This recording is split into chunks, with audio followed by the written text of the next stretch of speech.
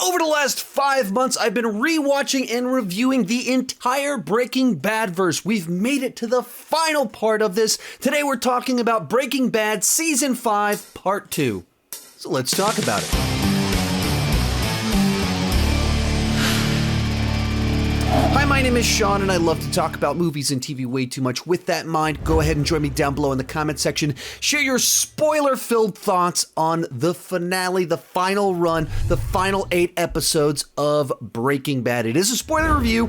Feel free to spoil away down below in the comments. No need for a spoiler warning. And to give you my point of reference when it comes to Breaking Bad in this final section, I started watching it during its original run, I believe right after season 4 aired, and it was on Netflix, so then binge watched all the show. And then I watched season 5 kind of in chunks, where I would wait till there was, several episodes lined up, and then I'd watch them kind of in chunks over the year where the 2 parts aired. And then so a week before the finale of Breaking Bad, watched this set of episodes, and then went over to my in-laws' house the night the finale aired, watched it, the hour it ran on cable, on live TV. And it is a great finale, but also because a week before the Dexter finale had aired and it was terrible.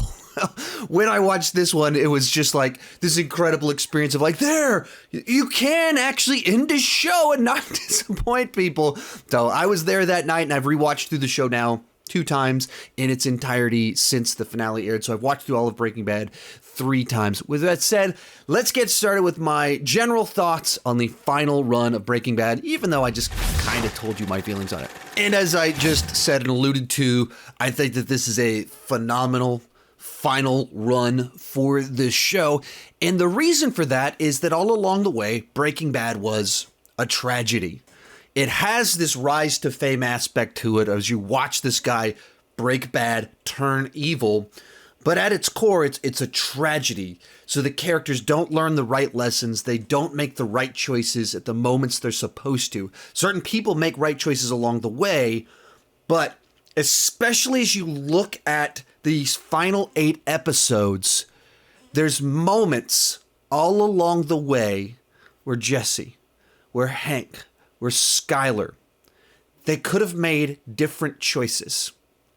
There's a moment put in front of them where they choose to act in accordance with their character flaws, their impulsiveness, their stubbornness, trying to protect their reputation. They make choices that end up having dire consequences for themselves and for others.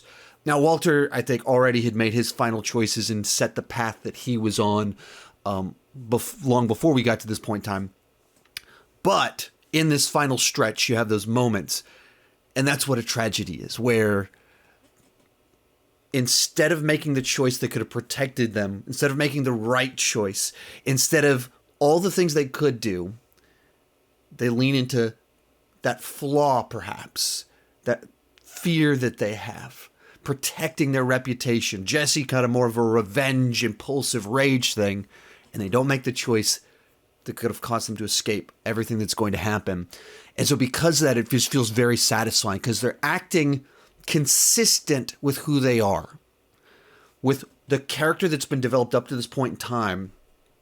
But because of this web of intertwining plot lines, this complicated house of cards that can only stand up for so long, because of all of that, eventually it all comes crumbling down.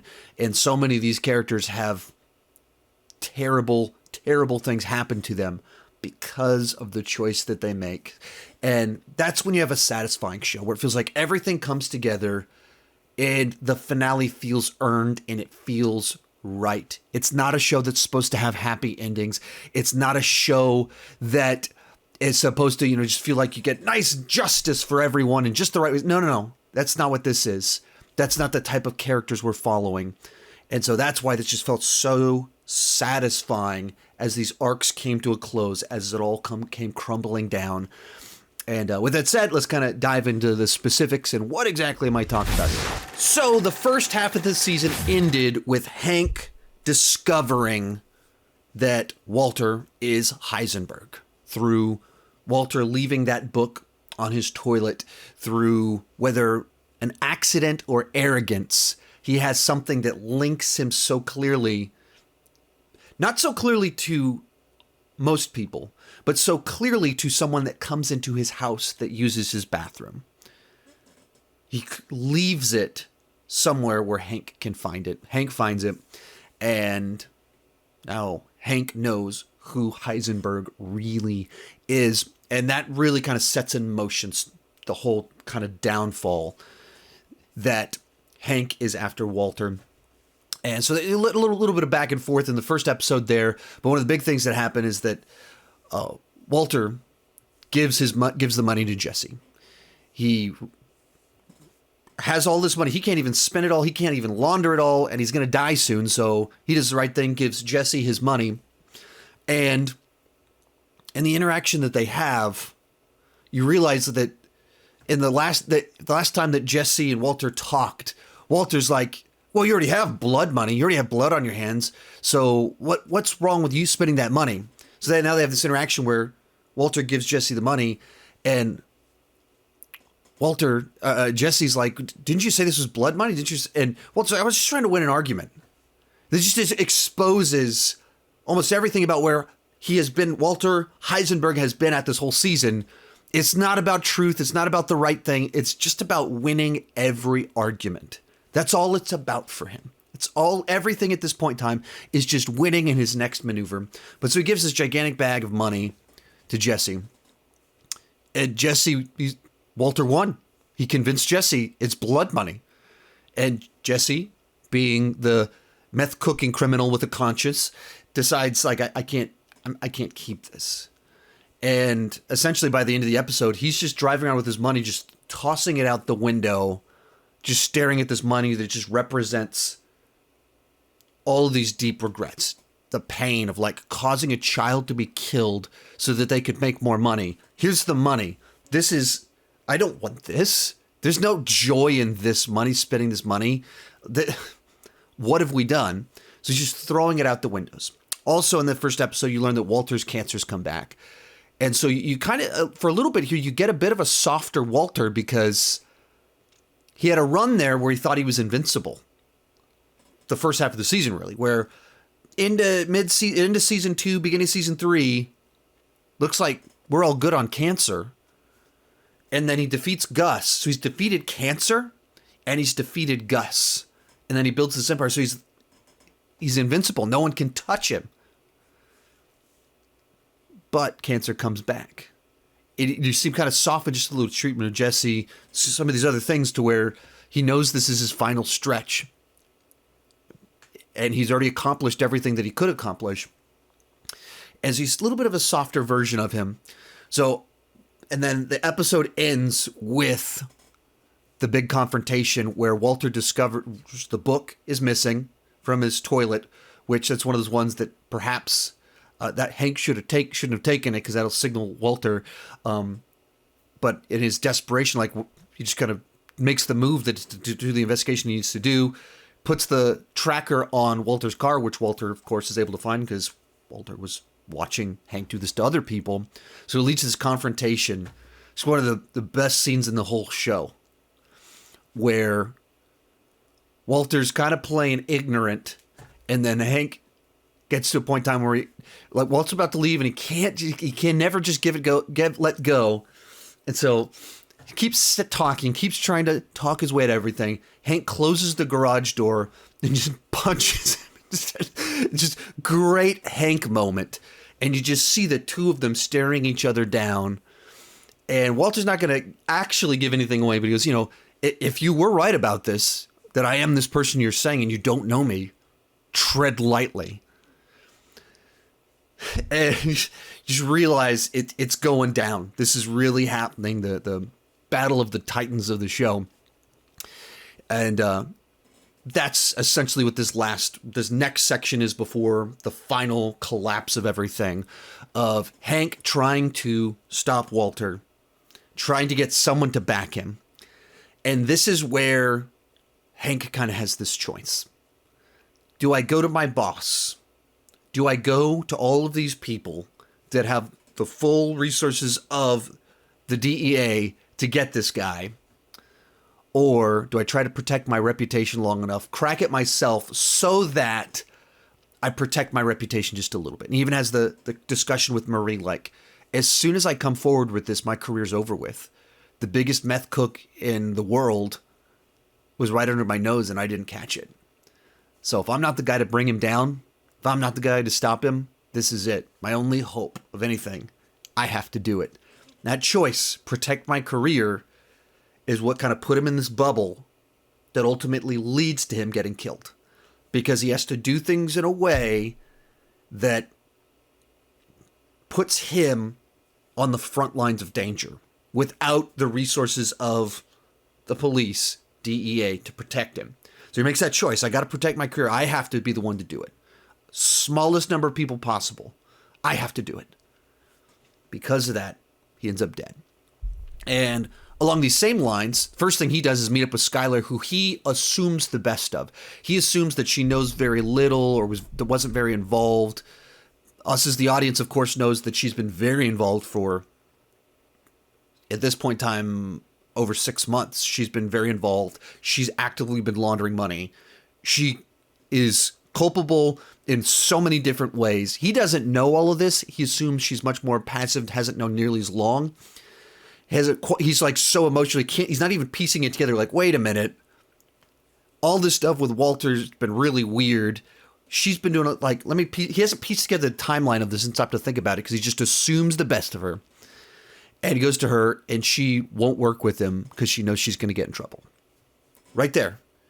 If Skyler had worked with him, Skyler had said, Hank, so no, I'm a lot more culpable than you realize, but I want out. I need to protect my family. I need out of this nightmare, but I am a lot more culpable than you realize. She'd said that. If she'd done that, everything else plays out very differently. Because once again, instead of trying to do schemes with Jesse Pinkman, Walter is being hunted down by this whole other group. There's verification from the wife. Police get involved much sooner. She doesn't do that. Other kind of thing in here, when Jesse runs around throwing money everywhere, crashes his car, as it turns out, that draws attention. So Jesse gets arrested. Hank is clearly trying to use Jesse's hunting down Jesse. So they have a meeting where Walter, Saul Goodman, and Jesse are kind of talking about how Jesse needs to leave town. Start over. Walter will give him a bunch of money, help him leave town, and once again, Walter is exclusively in move mode, exclusively in manipulate people mode. So he's talking to him about like he's like a fatherly figure trying to convince him that he needs to leave town. You need a fresh start. That'd be really good for you. But it's so just dripping with insincerity. He's just oozing manipulation with every word that he says, even though he's trying to pretend like he's something else, which is part of what makes the performance from Cranston so good is that he can deliver these same speeches in certain episodes early on in the show that he actually, not speeches, or he can say stuff to Jesse in a manner we actually believe that this is sincere Walter who's annoyed by Jesse but kind of wants the best for him. And by the time you get here, you just hear it, and there's just enough in there that is his liar voice. Like, you just know Walter's lying whenever he's talking in specific ways. And you get to the end of it, and Jesse goes, can you just stop lying? Can you just be honest with me? Tell me you need me to leave town because you need me to do that to protect you. Can you just be honest with me? And so he's like, okay, I need your help. And they give him a hug. And so they line Jesse up to leave town. And they're doing their kind of final bits in it. And Jesse clearly looks skittish. He's not crazy about this, but he's not crazy about being in town. He's not happy or anything like that. And there's this little bit in here where, to calm himself, he's like smoking weed. He's trying to smoke it. Just all this stuff to calm himself. Saul Goodman's like, you can't do that. My guy won't take you if you're on drugs. Like, you can't just keep doing this stuff. And he's not really stopping. It just plays out just perfectly to where Saul goes, all right, I'll just have my guy grab his drugs before he leaves. I'll just have him swap it out real quick before he leaves because he can't be standing there rolling a doobie when he won't be. I'll have my guy grab it from his pocket. So his bodyguard guy does the old pickpocket trick that if you watch Better Call Saul, you know his legendary at his pickpocket skills. Jesse goes out, he's on the street corner, goes to grab his joint, and realizes that this is not the pack of cigarettes. And he starts playing out everything that's kind of taken place. All of it. Playing it all out. Wait a minute. That guy bumped into me as I was leaving. Now this pack of cigarettes is gone. Like he did the search and he switched it out on me. Wait a minute. Isn't that what happened last time? I went to Saul Goodman. I had the ricin cigarette in my pocket.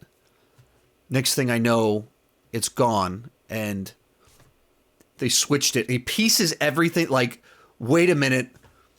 Walter is the devil. He actually is the guy he's the one that's putting kids in harm's way overtly, choosing to do it. Not just a kid rode up on his bike while we're doing our train heist. He's actually putting kids in danger, in particular one that I care deeply about.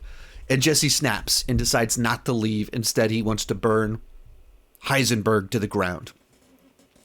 Right here is a choice. Like, okay, I can just leave. Just leave right now and start over. It's not entirely doing the right thing, but it's choosing not to continue down this path of destruction, vengeance, violence. I could leave. Other choice, the one his parents have been telling him forever, or others, you can just go to the police. Say, clear his conscience. I've been a part of this. This kid died. But tell everyone the truth. Clear his conscience. He could do that, but he doesn't. He chooses, once again, vengeance and rage, which is consistent with his character. Hank choosing to protect his reputation in his career and do it on his own, as best he can, protecting his reputation, trying to get Heisenberg on, consistent with his character.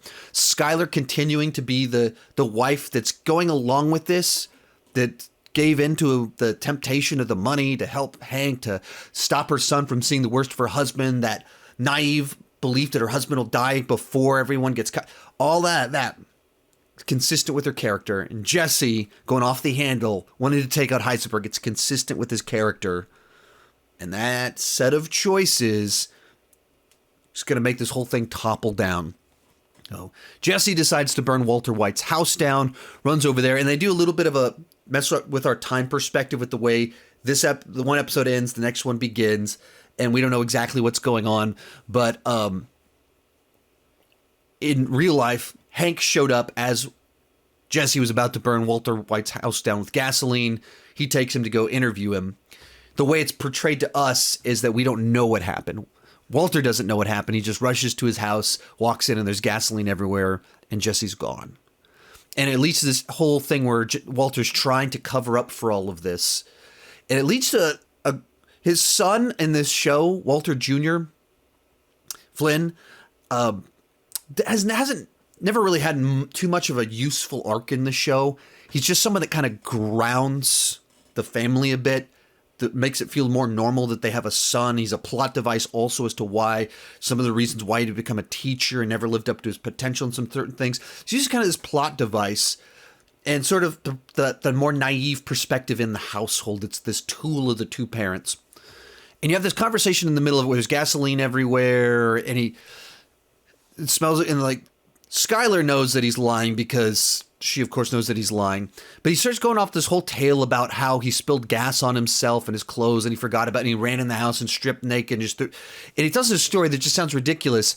And you can see it on Walt Jr.'s face, like he knows that his dad is just lying. He knows his dad's lying voice.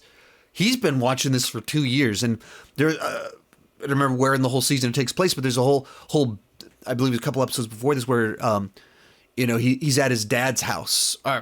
Because he buried the, it was his birthday. He goes hangs out with his dad, and he's like, I don't want you to like try and tell me, like, I want to see the vulnerable you, and you keep lying to me for 1.5 years now. And so his dad, he knows the cancer's back. So he tries to assume the best about his dad while knowing that his dad is overtly lying to him. And at this point in time, No one believes him. Everyone around him knows everything that he says is a lie. I guess there's some other things that happened in here too, where Walter shot this fake video where he confesses to being Heisenberg, but he accuses Hank of being the person behind it. And I got the exact, I'm sure I'm getting some of these things out of work. There's a lot of things taking place and I don't have like a detailed plot synopsis right in front of me. But like instead of doing the right things, Skyler helps Walter make this terrible video to essentially force Hank into not going to the superiors. He was about to, he was thinking about it. Marie's like, you have to. And then they make this video.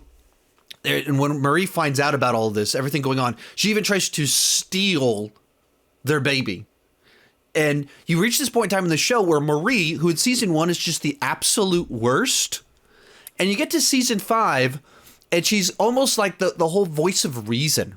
She's like the one person that doesn't actually do anything overtly wrong. Everything she says is actually pretty reasonable. It's like, yeah, that's probably a normal person's take on all of this. If you aren't intertwined in the whole mess, you're just seeing clearly she's saying those things. And so she sees her niece is living with her sister, who is willfully aiding and abetting a drug dealer.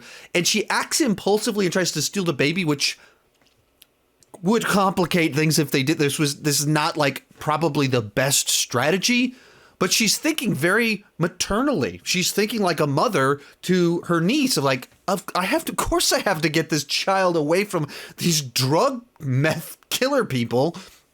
And suddenly Marie is a much better character than she's ever been, as she's just trying to do the right thing by the kids. She's trying to get her husband to do the right thing and go to the authorities. But because Walter shoots this video, he needs some other piece. Jesse is that other piece. And they're trying to find a way to do kind of this back and forth and track the money and find a way to get the evidence to prove the thing and a recording. All these kind of backs and forth type things. And essentially get to a point in time where Jesse's trying to do a meetup. Or Walter wants to do a meetup with Jesse so he can try to explain himself. Hank's going to try and use this to get him to confess things. They show up to the meeting and Jesse kind of misinterprets what he's seeing on site, that he thinks that Walter's sending someone to kill him. So he gives up, makes a run for it, doesn't meet up with Walter. Walter takes this as the final sign that Jesse won't work with him. So he calls Todd to get his uncle to kill Jesse. And Jesse comes up with this new plan. All this guy cares about is his money. He doesn't know everything that we know about tracking cars and stuff. There's a whole plot line about tracking the car from the rental and that doesn't actually work, but they can use the information that Walter doesn't have to be able to do something, all leading up to where everything burns down so horribly wrong, where they trick Walter into thinking they found his money. They just literally shoot a picture of a barrel in Hank's backyard of the money. Walter starts rushing out towards his money, where they're able to track him down. And they don't have the full force of the DEA because they're doing it alone. Hank's trying to protect his career, so it's just Hank and Steve and Jesse. But Walter doesn't know that Jesse's working with Hank. He thinks it's just Jesse who tricked him into pretending he had the barrel so he could follow him out to find his money for whatever reason he's trying to do this. So when Walter realizes it was all fake, then he sends out Todd's uncle and his crew to send Jesse to location. And then he realizes Hank is there and he tries to cancel it. Like, no, don't come out here. Walter might be a psycho, but he still actually does care about the people he cares about. In his sick, twisted way, he actually does care about people. So no, not Hank. Don't come out. I don't need you anymore. And he has that moment where he tells them not to come. He is willing to be caught, willing to lose it all if it means that he's not going to put Hank in danger, because maybe he can talk his way out. Something he can figure something out. He's not going to put Hank in danger of getting killed. There's just enough humanity. There's just enough Walter in there. There is a line that Walter doesn't want to cross. And the line keeps moving. Jesse is now on the table, but Hank isn't. You're not going to kill Hank. But this horrible situation unfolds to where they catch Walter. And even Hank calls Marie and says, we got him. We got him. Man, after all this time, we've got him. He's arrested. But Todd's uncle knew something was up. He could tell, like, wait a minute. You having me find you via coordinates? This is not at all just some random place. This means something. He's a smart guy. So he takes the whole cavalry out there. Hank has finally caught Walter. He did it on his own. But he put himself in this incredibly vulnerable, compromised position doing it. No backup. In the middle of nowhere. And Todd and his gang show up. Or Todd's uncle and the gang shows up. And so then it's just Hank and Steve versus a bunch of guys. Steve gets killed almost immediately. Hank survives the original shootout, but it's hopeless. And that leads to this. We're now into the episode Ozymandias, one of the great, iconic, memorable episodes of television, where it starts off with Walter just desperately pleading for Hank's life. Just pleading, like, don't kill him. We can do this. We can do this. We can do this. We can do this. And he's just the money, like, money's right over there. There's money here. That's why we're here. And just he's using any bargaining chip that he has to try and get Todd's uncle not to kill Hank. So you realize Walter has that line. Hank's on the good side of the line. He does not want Hank to be killed. That he's not willing to pay that price to get away. He's not willing to pay that price to keep his money. And in doing so, he's thinking emotionally. He's not thinking like, wait, these are like terrible dudes. These are not honest people. You have no bargaining chips at this point in time. You actually have no leverage. If you tell them there's money here, they can take it. They could take it anyway and just shoot you. You just don't have leverage at this point in time. And it goes through this whole begging thing, and it leads to like Hank's final line. Just like such a great one. Like, Walter, you're the smartest guy I've ever known, but you're too stupid to realize they made up their mind 10 minutes ago. I'm not going to beg. Go ahead. And they just kill him. Great finale for Hank that feels consistent with him, where he has always had the bravado and he's always had a certain insecurity in the aftermath, but he's a straight shooter and he just accepted his fate of like, yeah, this is going down. I know these types of guys. Walter, as much as he grew up in the ranks and turned into Heisenberg, he's still a guy that was a chemistry teacher not very long ago. He does not actually know this world as well as he thinks he does. He is not street smart in the world of this stuff. Gives away the money, gives everything up, and Hank gets killed. He's just gut-wrenching. As you go, oh. And that's why this whole stretch of these episodes, the whole time you just feel like your stomach kind of tying in knots.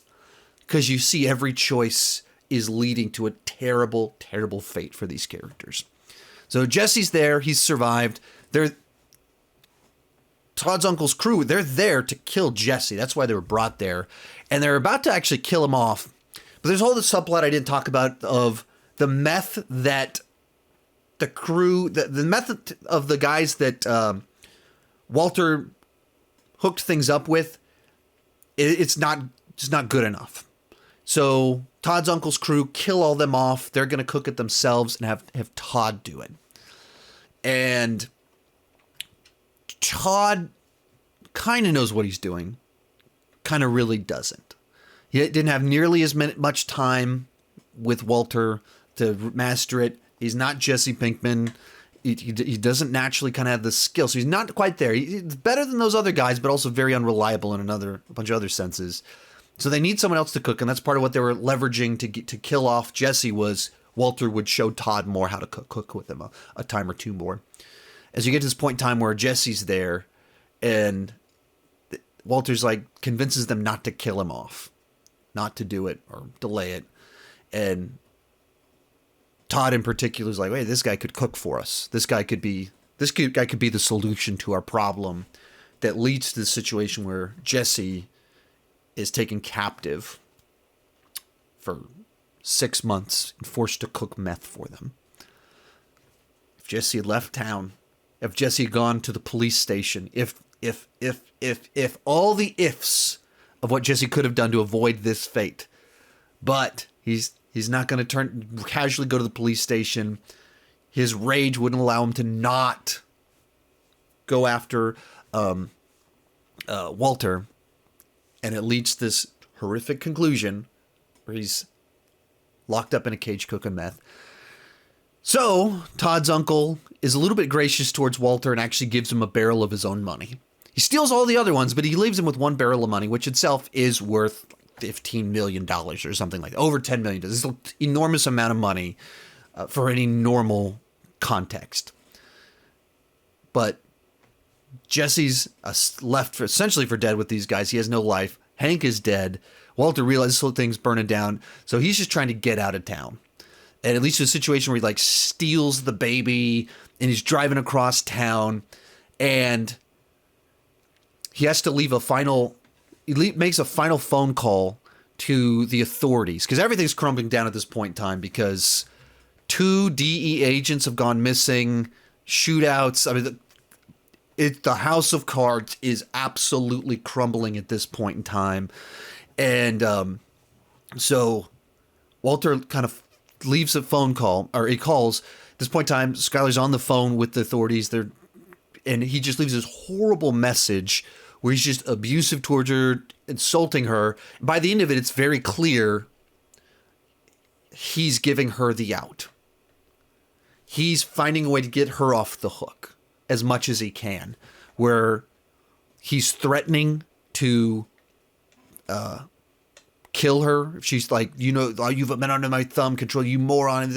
Just so horrible to her. And at the same time, that's the final gift he can give her of, okay, I've ruined your life, but let me very, very slightly at least give you some legal protection here.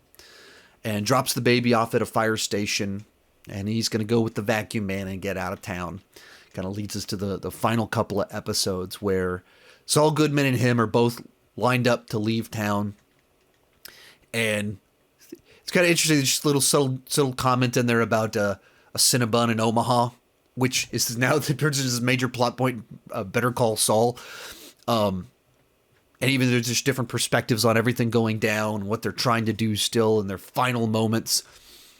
And Walter, with his single barrel of money, flees town. Vacuum Man, by this point in time, he's the most wanted man, and Vacuum Man's like, you are by far the hottest client I've ever had, with the most negative press.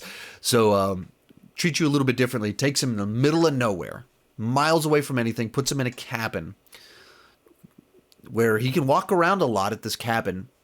But besides that, there's just not much of anything there. And he leaves him there. And even the television, he just has a stack of DVDs. Terrible set of movies.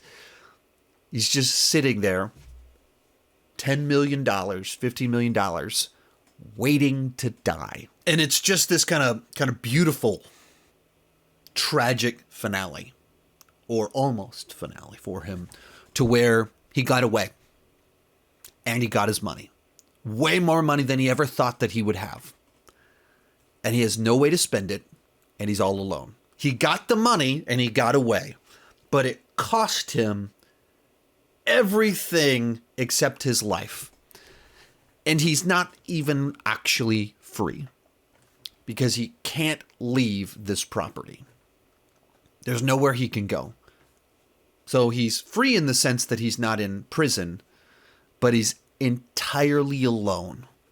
And there's this great scene where the vacuum man shows up and he's giving him the chemo and helping him a little bit, and they have a little conversation. And Walter's like, I'll pay you an insane amount of money to stay 1 more hour. And you just see like this just broken man just sitting there all by himself, desperate for any interaction that he can have, and even asking, like, one of these days you're going to come back and I'm going to be dead on the floor. Or are you just going to take the money? He's like, do you want me to lie to you? Just great scene, just showing the tragedy that is Walter White. And this is intercut a little bit with what's going on with Jesse Pinkman, to where he doesn't want to cook meth, obviously, for Todd. And so they go and they have Todd shoot his lady friend in the face. And Jesse, at the beginning of the season, which would have been like months before this point in time, chose to leave her to kind of remove her from the danger, remove her from all of this. He doesn't want to pull her into this the way Skyler got pulled into all this. He doesn't want to do that. Still, that's his vulnerability that they're able to find. Kill her. Said, we'll kill the kid if you don't cook for us. Of course, Jesse's will cook for them rather than have the kid be killed. So he's stuck in a cage cooking meth for the people that took everything from him and killed this girl that he loved, that he tried to protect by leaving her. You go, let's get the tragedy of all of this, that she's only pulled into this world because like a year before this, Jesse was trying to sell her drugs. That's how she got pulled into this world. It's entirely on him. He knows it. And you have to live with that. So he brings us to the actual final episode, where Walter decides, I've got to do something about this. So I guess even before that, he went to the bar, and he's trying to come up with a scheme to which this money that's just going to sit there. That guy's going to take it when I die. How can I get some of it to my kids? And he calls Walter Jr. at school, and he goes on this whole like, I'm going to send some money to your friend. It's as much as I can, and I want you to have this money and to take care of your family, and please take the money. And it's the last conversation he ever has with his son. And months have gone by, and they haven't spoken, and it's months of his dad's on the news, and his life's been torn upside down. Everyone looks at him like he's a freak, and Walter, all he can think about is, I did all this for the money. This can't be all for nothing. It can't all be for nothing. I got to get this money to my family as much as I can, even if it's a little bit. He says this to his son, and his son's like, just goes off on him. Like, why won't you just die? You want to give me money? I don't want your money. I want you to die. Just die already. It's like,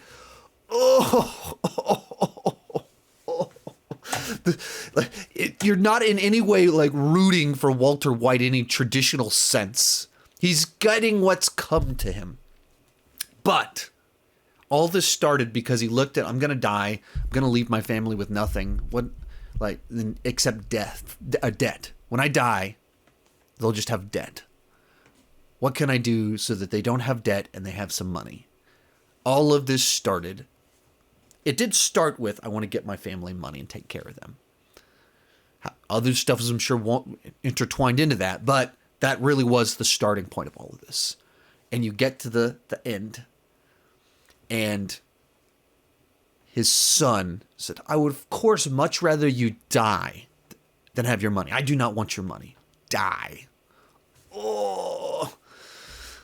So then Walter sees something on the news. I think there's a news broadcast that kind of just sparks him to go into action, to like, they're cooking my recipe. This is not happening. So you get the final episode, and they've been teasing it with these flash forwards this whole section. And whereas season 2, I didn't like the flash forwards and how that paid off, this one actually kind of worked off, just teasing these little things. And then you see how it plays out, and you go, okay, gotcha. So in the episode, he goes to the people that in season 1, his former partners that are super rich, that were willing to hire him, pay for his bills. They would have done anything. They were totally open to whatever. And he shot them down. He was unwilling to take their money entirely on him. So he goes to them, and they don't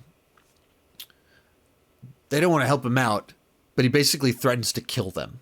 And he brings them money and says, "Here, you're going to set up a charity. You're going to funnel this money to my family so that they will get this money."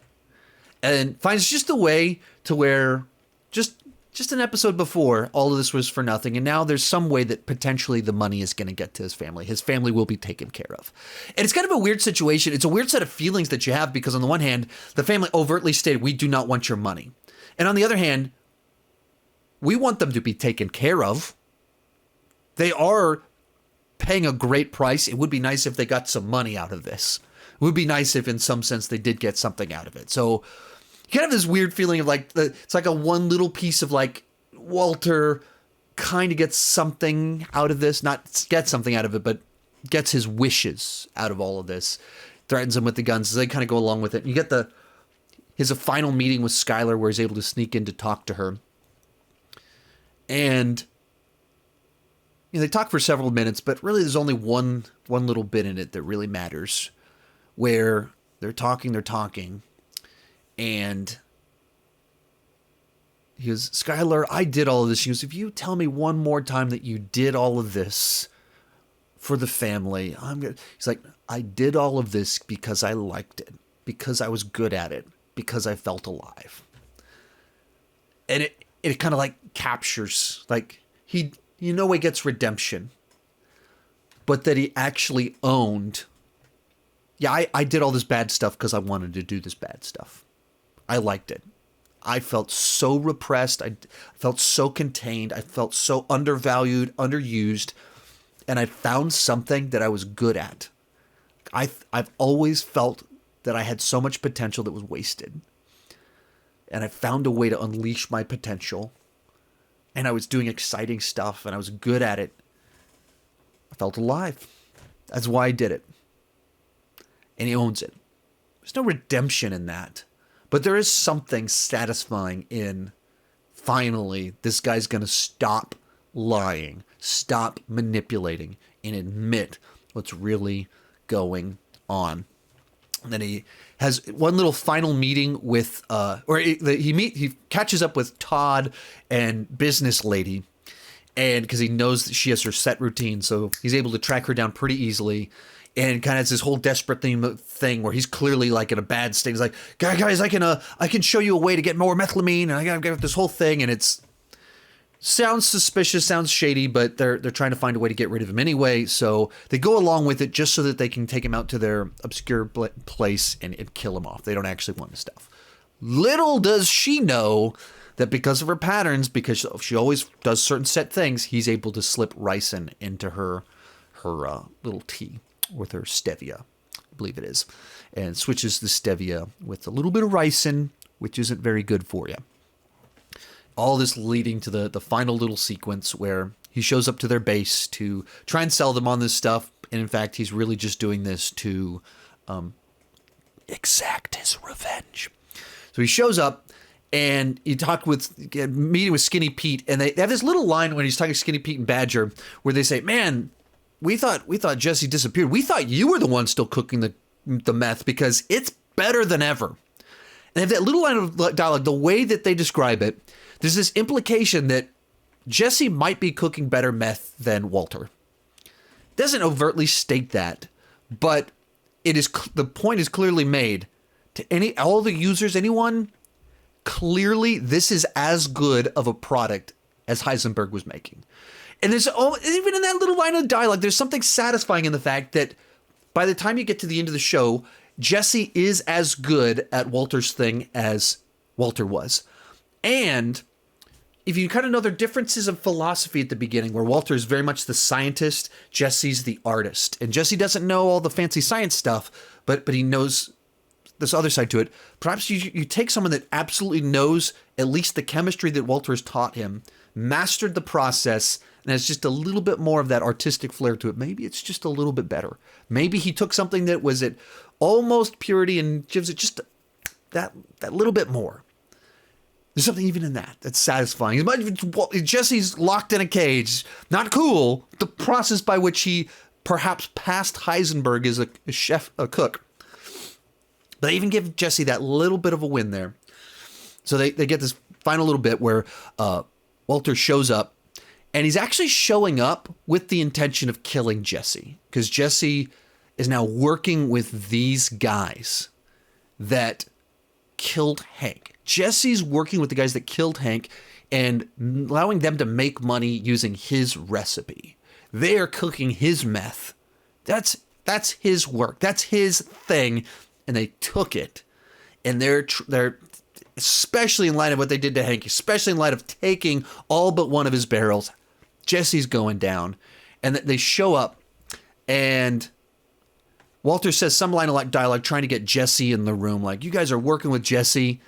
And Todd's uncle, what? You think we're working with him?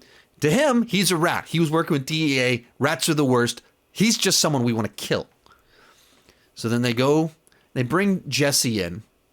Walter showed up to kill him. He's trying to get him in the room to kill him.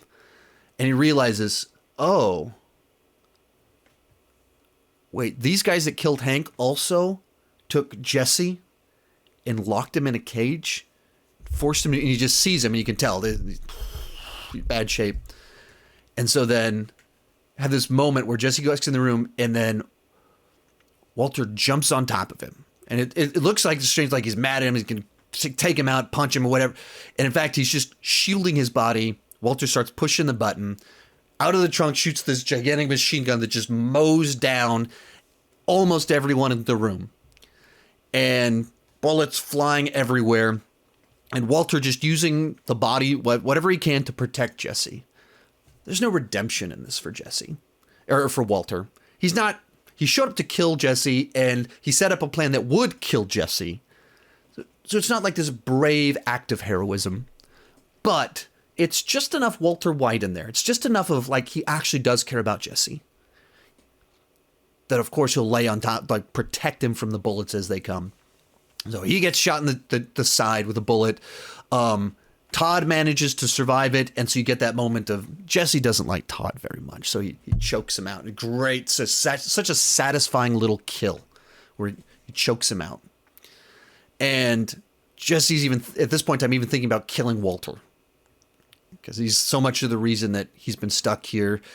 And he has just enough realization that Walter's also the one that saved him in this moment.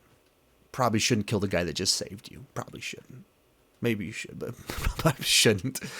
And Walter realizes that he's been shot. He doesn't have too long left, and calls. Or I guess the business lady calls the cell phone of Todd's uncle.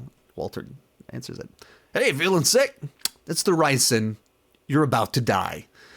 And she has that realization on her face of like, oh no. And Walter gets revenge on the people that betrayed him, killed his uncle, captured Jesse. Jesse drives off free, screaming with freedom. Walter walks into the lab, looks at the equipment one last time, falls over, and dies. And Breaking Bad comes to a close, and it feels like it just tied everything off right.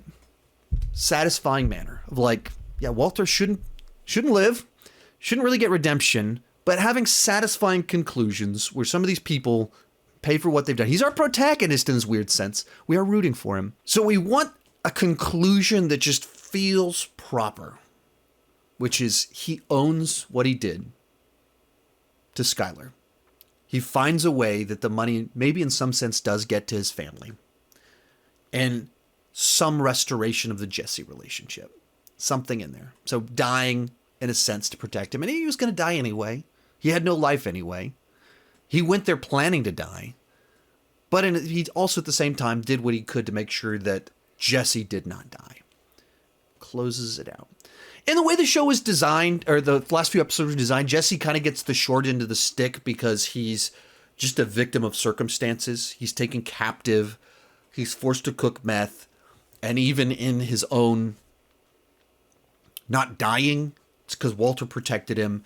And so his only real choices that he makes is like, oh, Todd's right there. Let me choke him out. And then driving off and not killing Walter overtly. That's not a lot. And that's only literally in the last 90 seconds of the show that he gets a little bit of choice given back to him. And in that sense, I think that's where I think El Camino served some purpose. I think it's a good enough little final epilogue for Jesse because he got so little story, he had so little volition in the last few episodes. So to give him a little bit of a project that kind of shows that coming out of him, I think is good. Though I don't think there's anything bad in the Breaking Bad universe of the seasons of the movie. Nothing goes below the bad line. The thing at the bottom for me is El Camino. But I still think it's good. Still well done. It just, how did Jesse get out of town doesn't feel like the most necessary story to tell. But it's an epilogue that is nice. It's a nice follow-up because Jesse didn't get as much story in these last few episodes. But yeah, it closes out and it feels right because this was always a tragedy. So how do you find something that's satisfying but feels true to the characters? That's what this was for me. One of the great things about the show, it only ran for 5 seasons. And at the point in time they decided the 5th season would be the end, that's when they were on top of the world. Seasons 1 and 2, they almost canceled it because it wasn't getting great ratings. And then it started to pick up steam in season 3, and then it drops on Netflix. And everybody finally binge watched and caught up on the show. And then it became the cultural phenomenon. But it was almost canceled early on. And it's when they were on top of the world that they went, we have this much story. We don't have this much. If you want us to do 8 seasons, we don't have this much good story. We have this much. So let us close this out. That's the story. And you go, why doesn't every show do that? Why don't more shows do that? They go, this is how much story we have. There's a definite ending that's the logical, that takes the characters on an arc, that plays out all these things, all the threads, feels complete, but it never feels like you're going in circles, never feels like you're treading water, never feels like you're repeating yourself. It's the natural, organic conclusion to the story that was started in season 1, developed in season 2, season 3, season 4. Here's the point to land that makes the most sense. And they actually did that. They had restraint. And because of that, it stands as one of, if not the greatest show of all time. Great finale, great season, incredible final run here that just gets you on the edge of your seat, excited, satisfying the whole time. So that's where this one is for me.